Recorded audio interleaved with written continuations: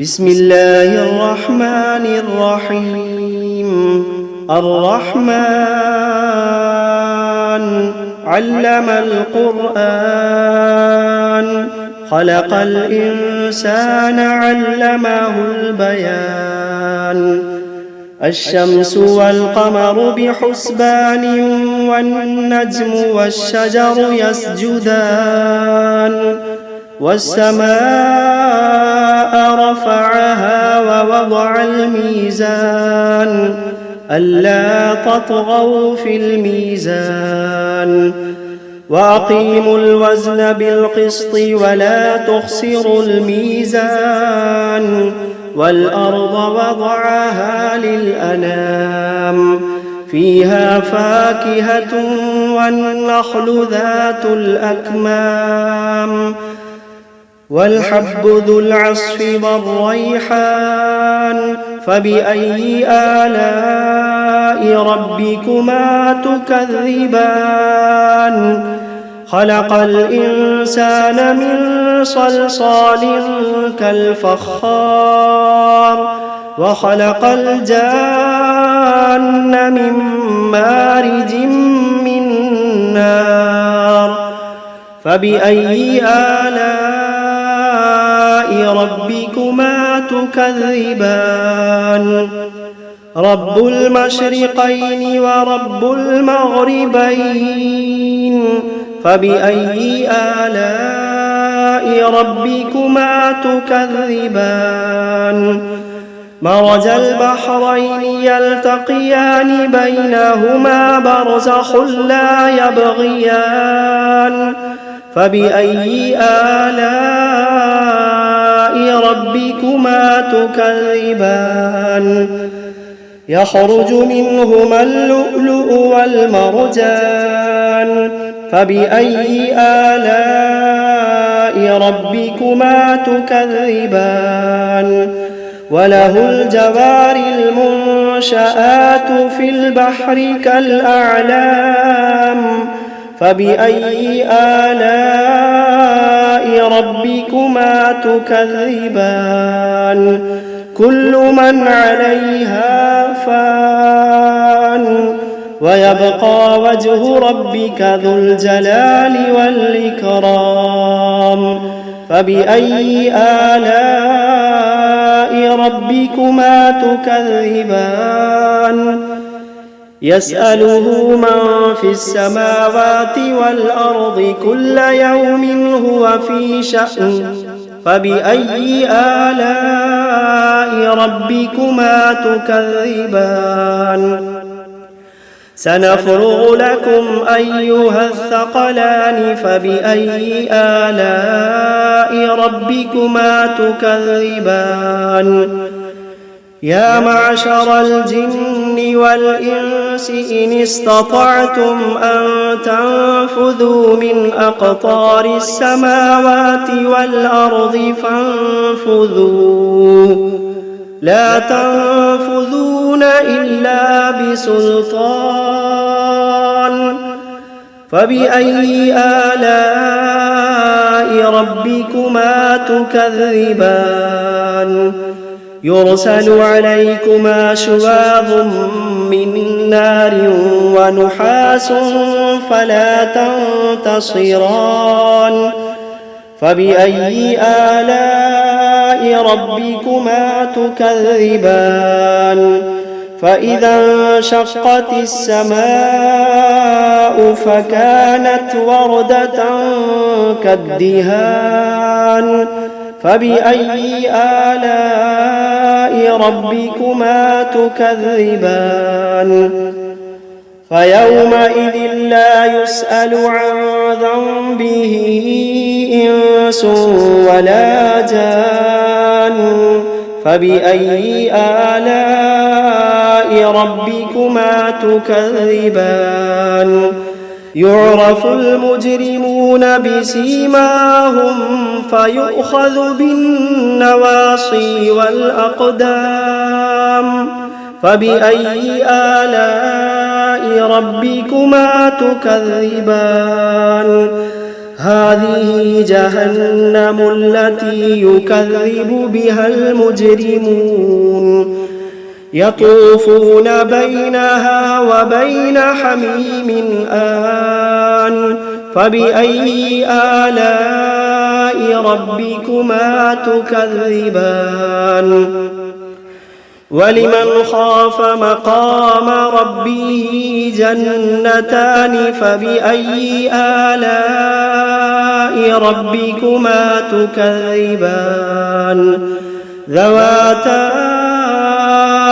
أفنان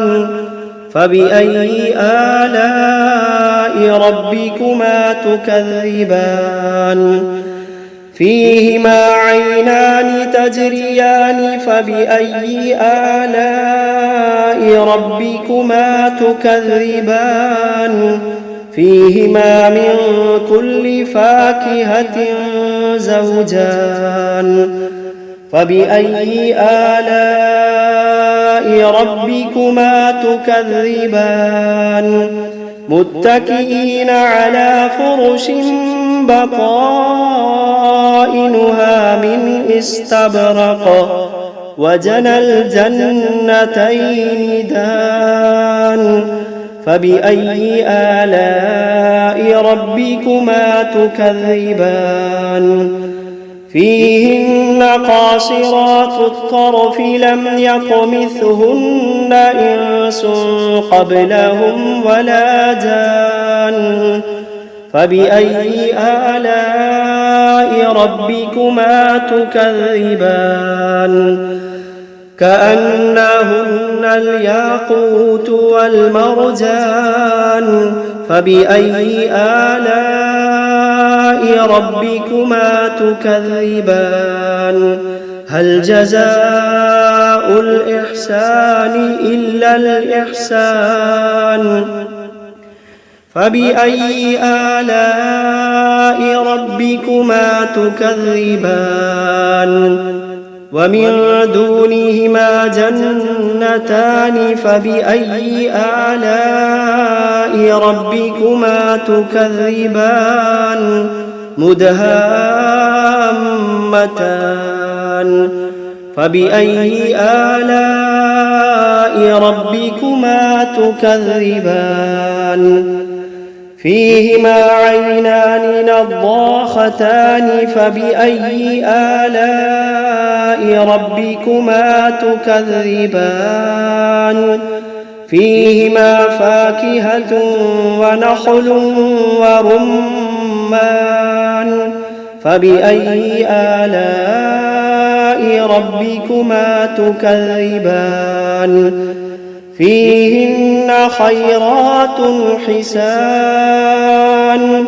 فبأي آلاء ربكما تكذبان حور مقصورات في الخيام فبأي آلاء ربكما تكذبان لم يطمثهن إنس قبلهم ولا جان فبأي آلاء ربكما تكذبان متكئين على رفرف خضر وعبقري حسان فبأي آلاء ربكما تكذبان تبارك اسم ربك ذي الجلال والإكرام بسم الله الرحمن الرحيم تبارك الذي بيده الملك وهو على كل شيء قدير الذي خلق الموت والحياة ليبلوكم أيكم أحسن عملا وهو العزيز الغفور الذي خلق 7 سماوات طباقا ما ترى في خلق الرحمن من تفاوت فارجع البصر هل ترى من فطور ثم ارجع البصر كرتين ينقلب إليك البصر خاسئا وهو حسير ولقد زينا السماء الدنيا بمصابيح وجعلناها رجوما للشياطين وأعتدنا لهم عذاب السعير وللذين كفروا بربهم عذاب جهنم وبئس المصير إذا ألقوا فيها سمعوا لها شهيقا وهي تفور تكاد تميز من الغيظ كلما ألقي فيها فوج سألهم خزنتها ألم يأتكم نذير قالوا بلى قد جاءنا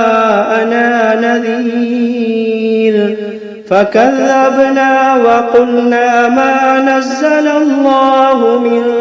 شيء إن أنتم إلا في ضلال كبير وقالوا لو كنا نسمع أو نعقل ما كنا في أصحاب السعير فاعترفوا بذنبهم فسحقا لأصحاب السعير إن الذين يخشون ربهم بالغيب لهم مغفرة وأجر كبير وأسروا قولكم أو اجهروا به إنه عليم بذات الصدور ألا يعلم من خلق وهو اللطيف الخبير ألا يعلم من خلق وهو اللطيف الخبير هو الذي جعل لكم الأرض ذلولا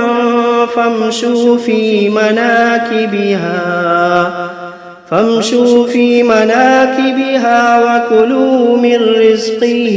وإليه النشور أأمنتم من في السماء أن يخسف بكم الأرض فإذا هي تمور أم أمنتم من في السماء أن يرسل عليكم حاصبا فستعلمون كيف نذير ولقد كذب الذين من قبلهم فكيف كان نكير أولم يروا إلى الطير فوقهم صافات ويقبضن ما يمسكوهن إلا الرحمن إنه بكل شيء بصير أمن هذا الذي هو جند لكم ينصركم من دون الرحمن إن الكافرون إلا في غرور أمن هذا الذي يرزقكم إن أمسك رزقه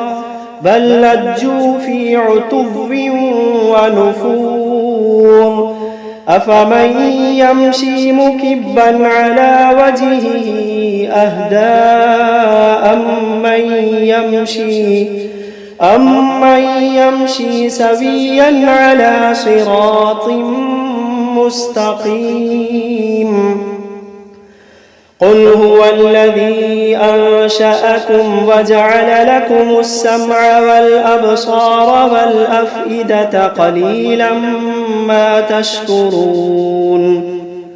قل هو الذي ذرأكم في الأرض وإليه تحشرون ويقولون متى هذا الوعد إن كنتم كنتم صادقين قل إنما العلم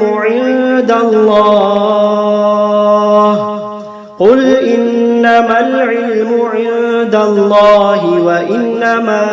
أنا نذير مبين فلما رأوه زلفة سيئت وجوه الذين كفروا وقيل هذا الذي كنتم به تدعون قل أرأيتم إن أهلكني الله ومن معي أو رحمنا فمن يجير الكافرين من عذاب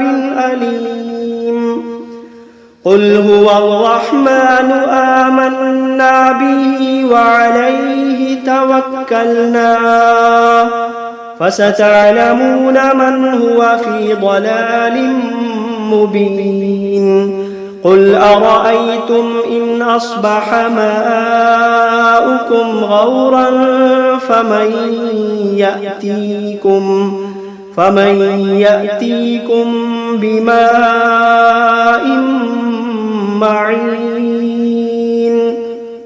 بسم الله الرحمن الرحيم قل أوحي إلي أنه استمع نفر من الجن فقالوا إنا سمعنا قرآنا عجبا يهدي إلى الرشد فآمنا به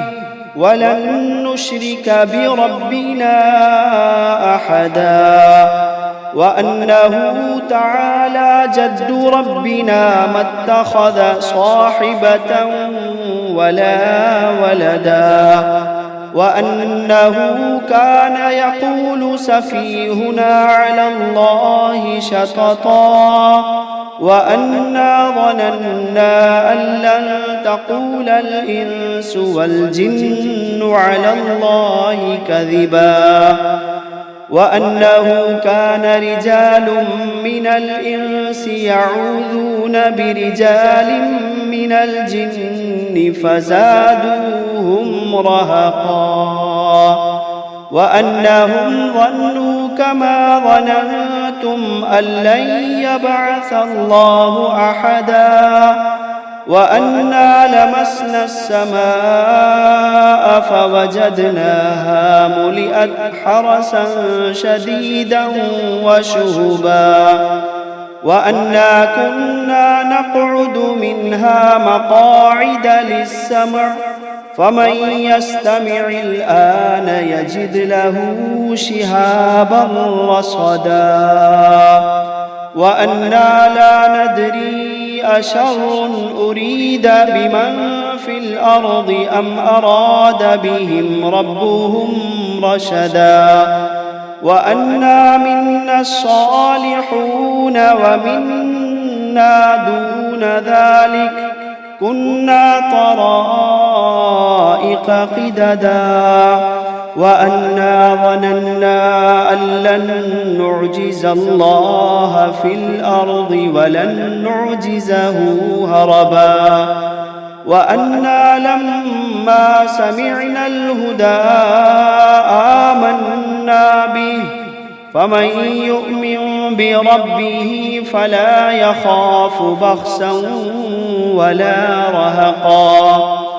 وأنا منا المسلمون ومنا القاسطون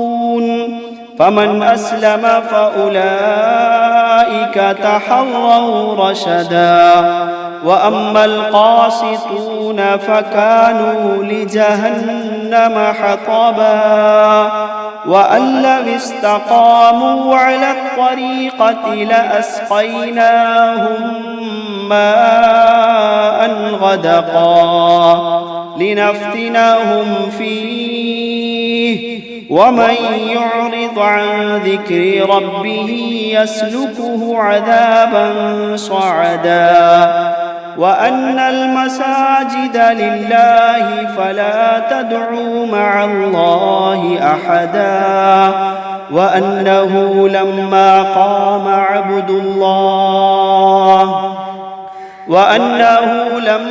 قام عبد الله يدعوه كادوا يكونون عليه لبدا قل إنما أدعو ربي ولا أشرك به أحدا قل إني لا أملك لكم ضرا ولا رشدا قل إني لا أملك لكم ضرا ولا رشدا قل إني لن يجيرني من الله أحد قل إني لن يجيرني من الله أحد ولن أجد من دونه ملتحدا إلا بلاغا من الله ورسالاته ومن